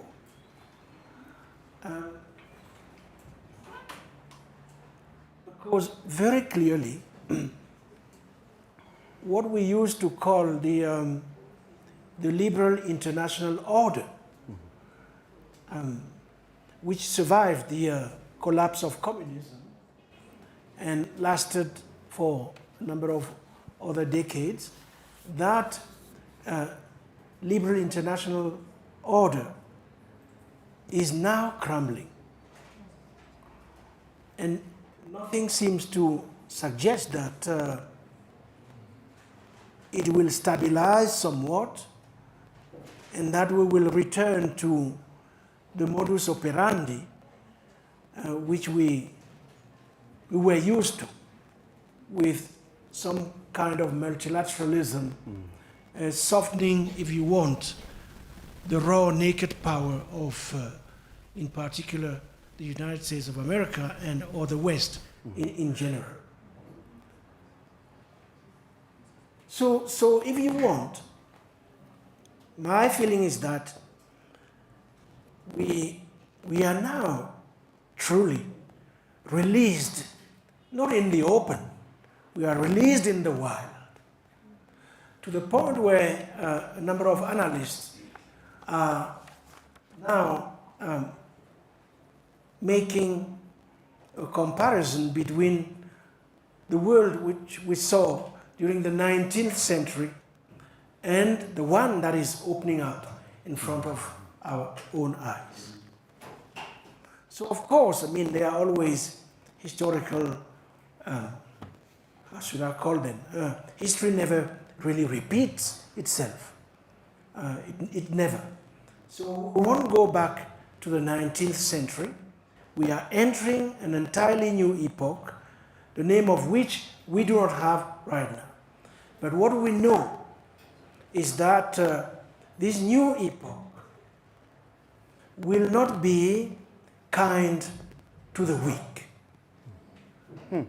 It won't be kind to the weak, and it will be premised, I said it early on two things: hostility vis-à-vis reason, that reason has become too cumbersome and we have to get rid of it, and it will be hostile to equality, because for the new religion of entrepreneurship and so-called innovation, too much equality impedes the success of creative people.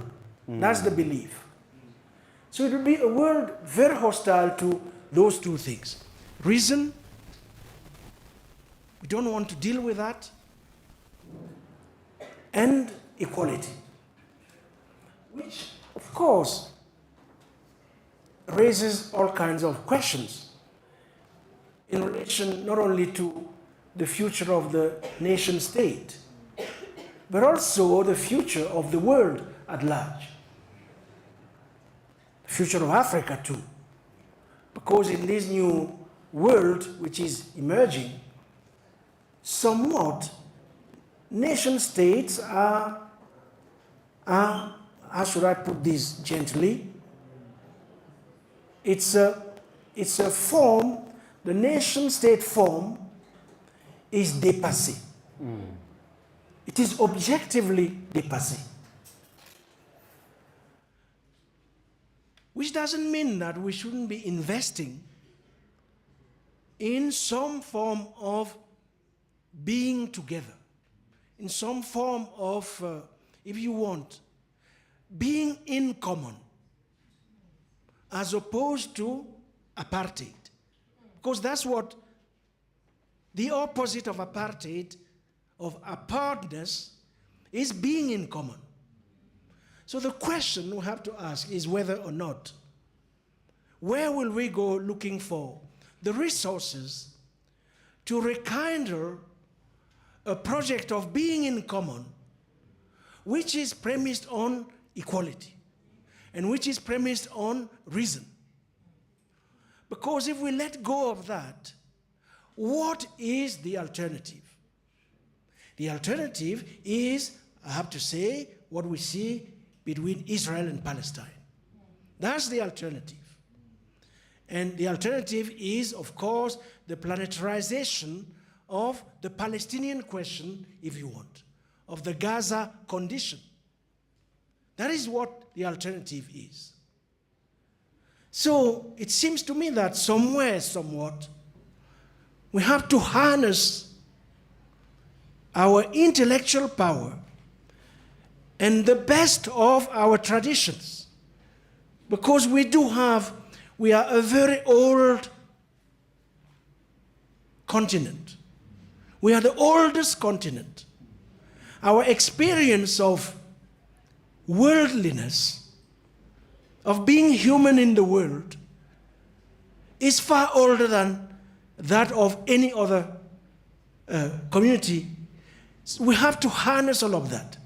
We have to rediscover that and translate it into a new form of the political, new forms of democracy which are far beyond, let's say, liberal democracy, which is hollowed out, as we know, which has been captured.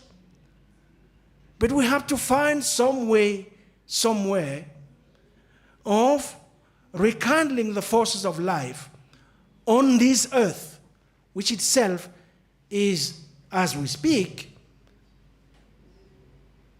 exposed to very, very serious, deep mutations. So that's the way in which I would, let's say, not respond to Mbuyiseni, but think with him and think with those who have asked questions here. Then Victoria raised the very serious matter of, she called it the coloniality of our borders. We all know what's going on here. We can't fool ourselves. The question of borders is not a happy question in South Africa, for all kinds of reasons, some of which are absolutely understandable. So we have to take that into consideration. We cannot stand up and start saying South Africa has to carry the misery of the entire continent, or for that matter, of the world at large. It would not make any sense. It wouldn't be fair. It wouldn't mean anything. If indeed the starting point is what I have been pushing this evening, the question of habitability, that people can live happy where they happen to be. In a context in which we mentioned the Congo, we could have mentioned Nigeria, Sudan, of course, completely falling apart, Libya, where people are forced today to run away from the places where they can exercise their existence. So how do we stop that and turn our continent into a habitable continent for all? And I really believe that younger generations have to take that as a very important part of their mission. This means turning our continent into a vast space of circulation, which it was always. Now you'll ask me, what is circulation? Of course, it has to be managed.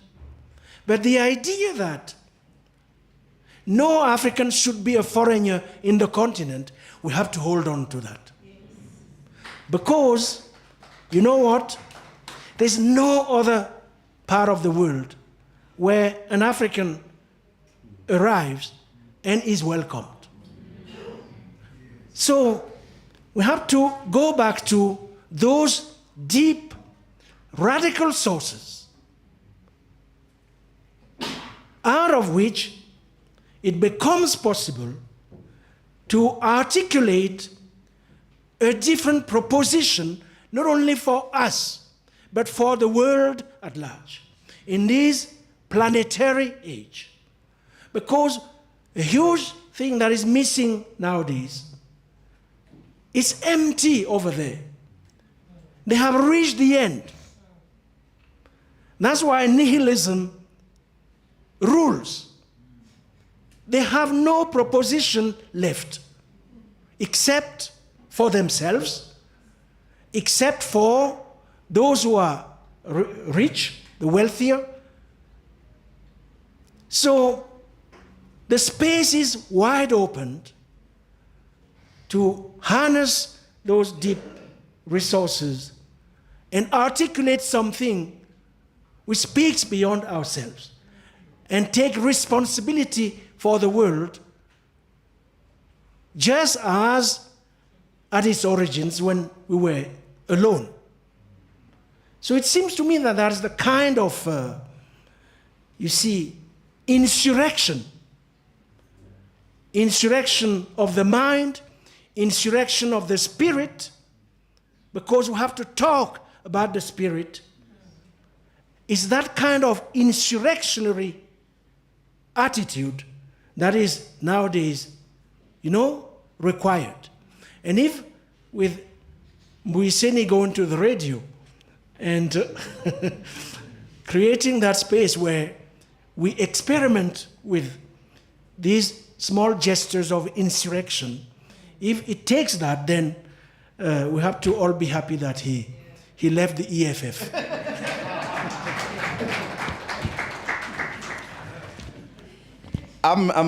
It was not a happy event at all. I'm possibly making my final, Victoria? Submission. Final submission? I think so. Apologies, folks, but we'll continue after Okay. and in the spirit. Yeah, I think this, Nkrumah argued in the beginning that as the independence movement should have abandoned the borders, that there must have been from the beginning a United States of Africa.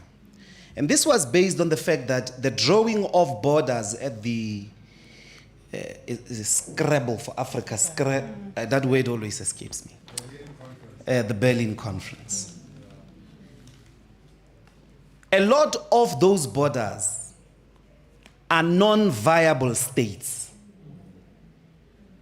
It's like a lot of municipalities in South Africa. Most of those municipalities are not viable municipalities. They will never work.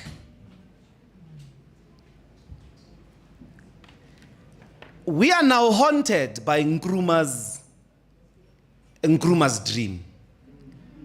The capacity for this continent to be at peaceful development with itself, unfortunately, lies in this painful question of borders.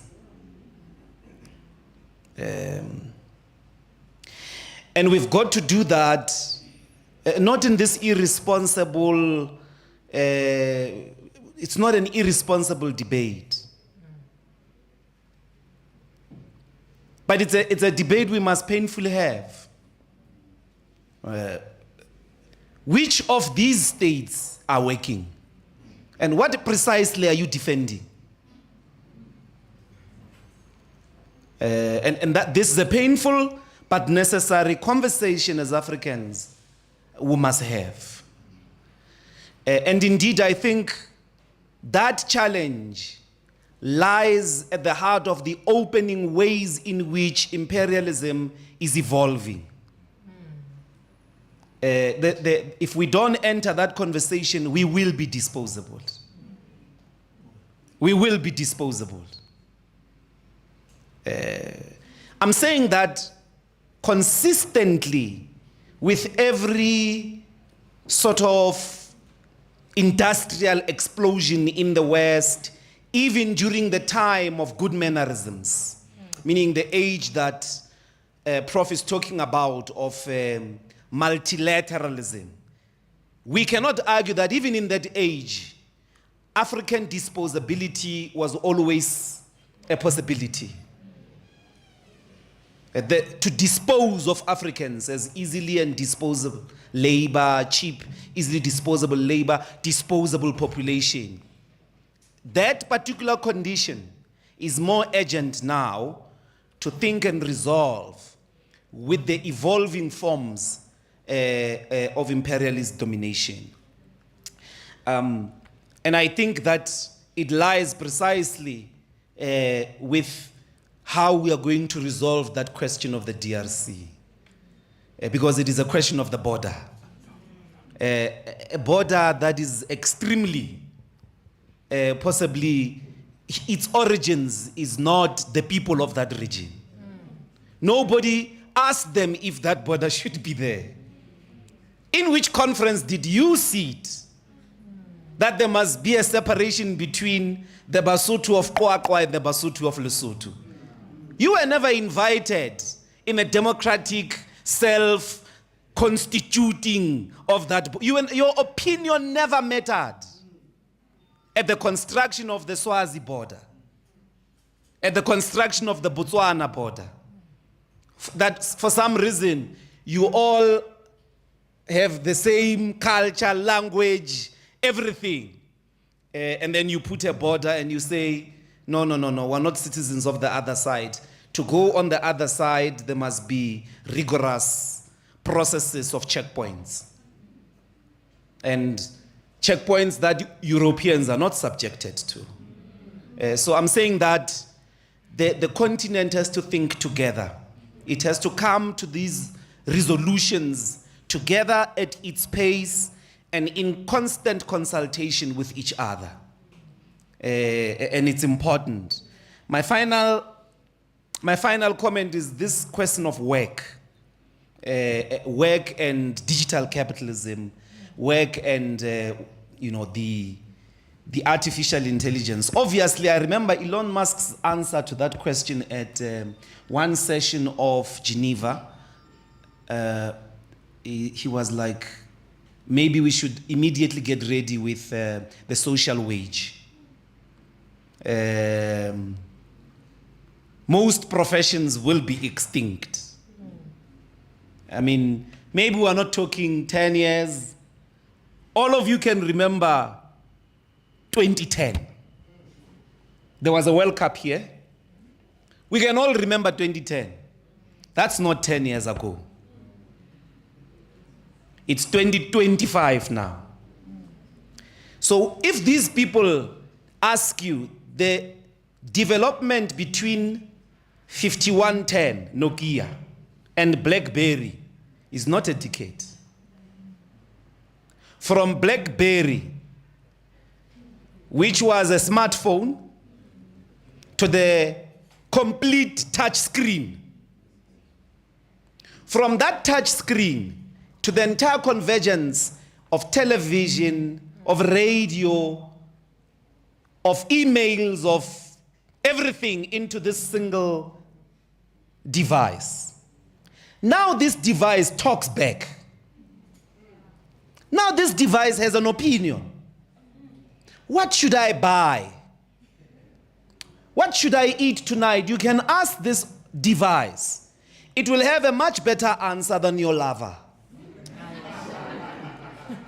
Be careful, Mabatu is Mabatu is here, yes. I'm not about to have a... But did you know that there's actually a cultivation of precisely love relationships with gadgets? It's precisely that cultivation. They are not retreating. All that is holy is profaned. You will be able to have sex with them. You will be able to do everything. They hope you might at some point co-create with them. It's called technosexuality. Technosexuality. So if we are saying majority of the jobs that we are here at VETS thinking we are getting degrees for, computers will be able to do them without any of us in 20 years. It's a perfectly understandable argument if you understand the evolution of this gadget.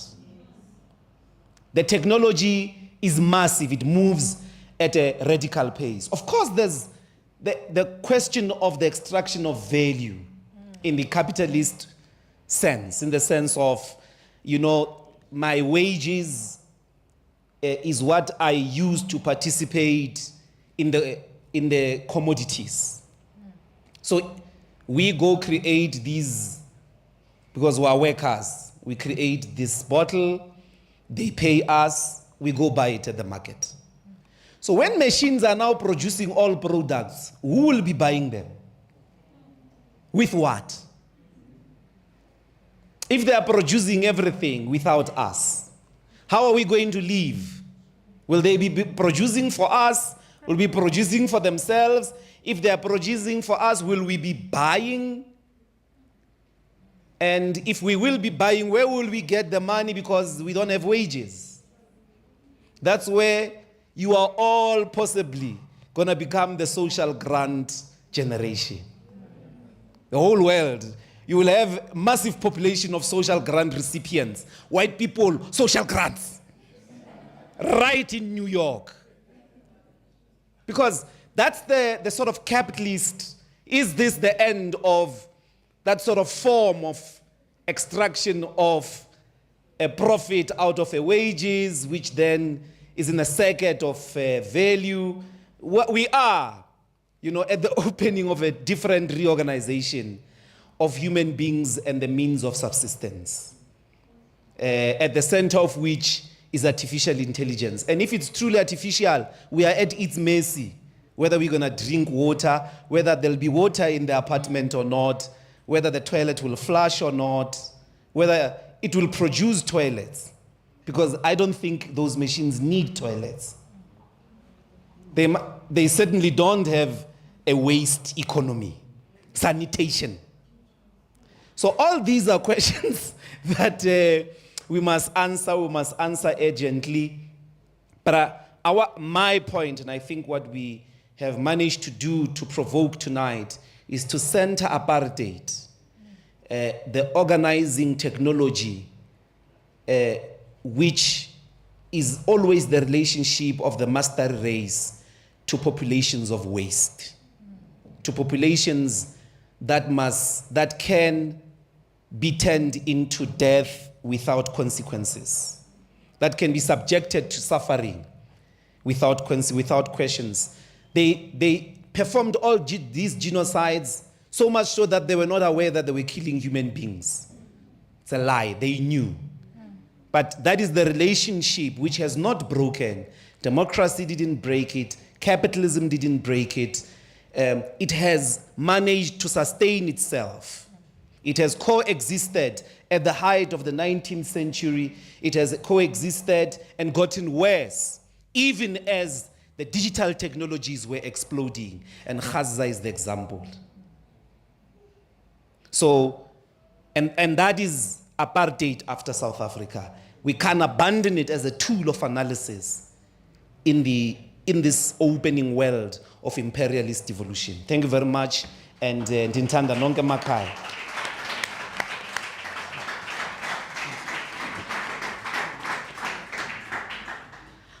Let me just say thank you to everyone in the room, online.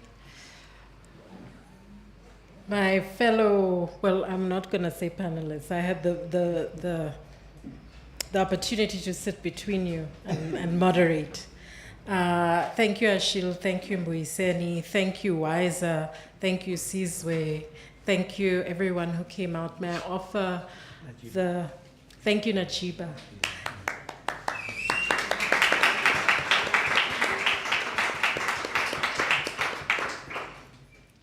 May I offer the humble parting provocation that along with this rich conceptualization of apartheid after South Africa, we have the invocation to continue fostering our spaces of reason and thought and critical engagement as we sit within a kind of university complex knowledge economy that often seeks to instrumentalize us towards artificial intelligence and the use of AI for development.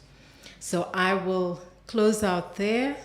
I think there's still drinks and food outside, and we can continue to be in community and in common with each other. Thank you so much, and good night.